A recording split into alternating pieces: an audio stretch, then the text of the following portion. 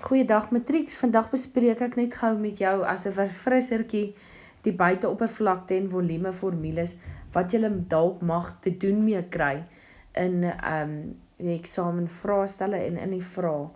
So van hulle word meer algemeen gevra as ander, maar ek wil nie enige van hulle uitlaat en julle te nakom nie. Goed, okay, ek begin met 'n kubus. 'n kubus is 'n vierkant, soos wat 'n dice is, 'n dobbelsteen. Goed, so dit is elke liewe een van sy sye, sy hoogte, sy lengte, sy breedte. Al daai sye is gelyk aan mekaar. Goed, en vir daardie rede sal ons nou hierso sê dat daai is die lengte van sy sy en elke liewe een van hierdie lengtes is dieselfde. Goed, en dis hoekom dit vir volume sou wees lengte tot die mag 3, want dit sou lengte maal breedte maal hoogte wees. Maar sy lengte, sy breedte en sy hoogte is almal dieselfde afmeting. Goed, nou met volume is dit altyd die oppervlakte van die basis. Nou as ek sê die oppervlakte van die basis hierso, dan beteken dit dit wat hom uniek maak. So die oppervlakte van die vierkant maal die hoogte van die prisma. Okay? As ek by die reghoek kyk, dan sou dit wees die oppervlakte van 'n reghoek. Wat is die oppervlakte van 'n reghoek? Lengte maal breedte. So dis lengte maal breedte, die oppervlakte van 'n reghoek maal die hoogte van die prisma. So dis lengte maal breedte maal hoogte. Goed, by 'n driehoekige prisma, nou kan jy sien die een wat ek geteken het, staan nie op die driehoek nie. So jy sou nou wil sê, maar dan is sy basis nou nie 'n driehoek nie. Maar 'n driehoekige prisma, die driehoek is wat hom uniek maak van, dit gee hom sy naam. Goed, so 'n driehoekige prisma se basis is 'n driehoek. Met ander woorde, hierso gaan ons die oppervlakte van 'n driehoek hê, maal die hoogte of die diepte van die prisma. Goed, so dit gaan vir jou 'n bietjie makliker laat onthou wat is die formules vir volume. Nou meeste van die tyd in die vraestelle gee hulle vir jou die formule wat jy kan gebruik, maar dit is net bietjie makliker as jy verstaan waar die formule van afkom, en dit is hoekom ek nou hierdie video maak. Goed, so eerstens het ons nou die oppervlakte van die onderste vierkant en die hoogte, en al daai afmetings is dieselfde, so jy kan of sê dit is die sy lengte so tot die derde mag, of die sy lengte 3 keer met homself gemaal. Goed, nou het ek net my voorbeeldjie, my rooi, het ek geskryf vir julle, met ander woorde, daar sal 3 tot die derde mag wees. Goed, nou as jy sou kyk na 'n kubus, is daar 6 verskillende kante wat presies dieselfde vierkant is. As jy dink aan 'n dobbelsteen, dan is daar 6 kante op 'n dobbelsteen, en elke liewe een van daai kante is presies dieselfde grootte, anders sal hy nooit regverdig val nie. Goed, so met ander woorde, hierso het ons dan nou 6 van daai vlakke. Nou wat buite-oppervlakte net is, dit is al die oppervlaktes van al die kante saamgetel. Goed, met ander woorde, dit sou die oppervlakte van 'n vierkant wees, wat lengte kwadraat is, maar hoeveel van daai vlakke het ons? Ons het 6 in totaal. Goed, so dit gaan wees 6 maal met 3 kwadraat. Goed, en dit gee dan vir ons 54 kubieke meter. Goed, jy sal sien dat oppervlakte is nog steeds 'n oppervlakte, so sy eenhede is almal gekwadreer, en 'n volume het ek nou 3 eenhede met mekaar gemaal. Hierso het ek steeds net 2 eenhede gemaal, en dis hoekom dit 'n kwadraat geword het. Ek weet, julle is nie so mal oor x en y sommetjies nie, maar as jy nou dalk terug sou drink, sou jy onthou dat x maal x is x kwadraat, so iets met homself gemaal, maak hom 'n kwadraat. Goed, so met ander woorde, hier is 2 eenhede met mekaar gemaal, so as dit sou wees 3 cm maal 3 cm, gaan vir jou centimeter kwadraat gee. Maar hier het ons 3 keer iets met homself gemaal, en daarom is dit tot die derde mag.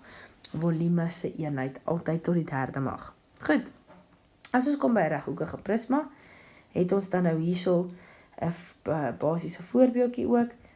'n reghoekige prisma sou jy ook 6 sye hê met die buiteoppervlakte.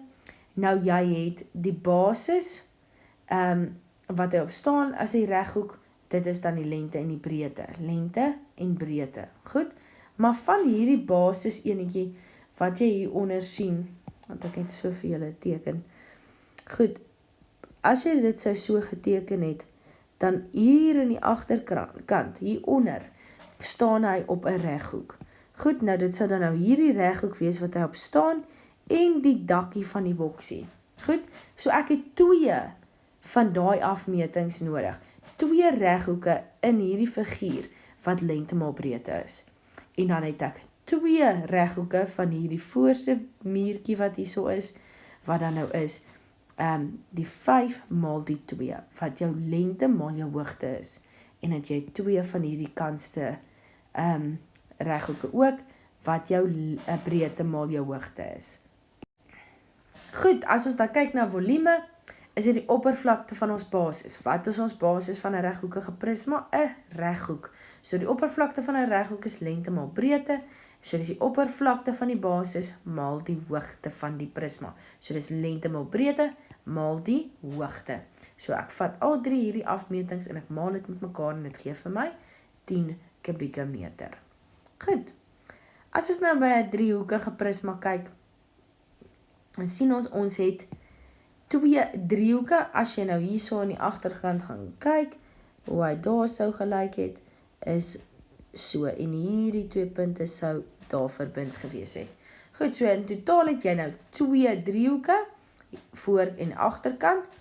So jy het 2 driehoeke, en die oppervlakte van 'n driehoek is basis gedeel deur 2, of halwe basis, maal loodregte hoogte.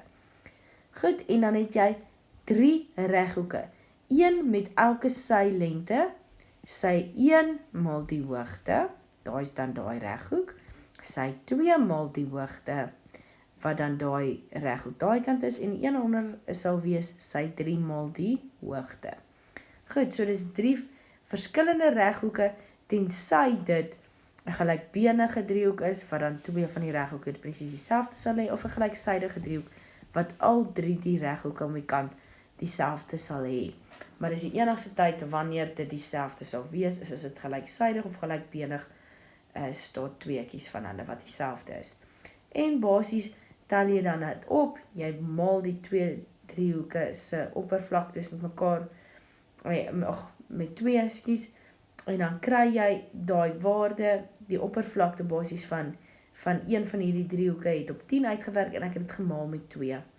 En die een, sy het op een kant se reghoek het op 50 uitgewerk, die ander een op 30 en die ander op 40, en ek tel al hierdie waardes saam om my oppervlakte te kry. Goed, weer eens hierso het ons die volume, wat ons die oppervlakte van die basis van die prisma. Nou hier wil ek nou baie die mekaar op, want hier is mos nou 'n basis in 'n driehoek, maar die oppervlakte van die basis van die prisma is 'n driehoek, want dis waar hy sy naam kry. Goed, so die oppervlakte van 'n driehoek maal die hoogte, so hierso het ek dan nou die oppervlakte van hierdie driehoekie uitgewerk, behalwe basis maal loodregte hoogte, en ek het die hoogte van die prisma daarin vervang. Goed, onthou, hierso, daar's 'n loodregte hoogte ook, dis hoekom ek hom 'n klein h gemaak het, en die hoogte van die prisma, of die diepte van die prisma, het ek 'n groot h gemaak, net om bietjie verwarring uit te skakel. Goed, ek het hierso vir julle dan nou 'n silinder ook, en 'n silinder geniet hulle nog ons baie om te vra, ook die volume daarvan, en dan dit saam met kapasiteit in te bring. Goed, nou hierso het ons die volume, is die oppervlakte van die basis. Nou 'n silinder se basis is 'n sirkel. So met ander woorde, die oppervlakte van 'n sirkel, wat pi r kwadraat is, en ons maal dit met die hoogte van die silinder. Goed, so dis weer die oppervlakte van die basis maal die hoogte.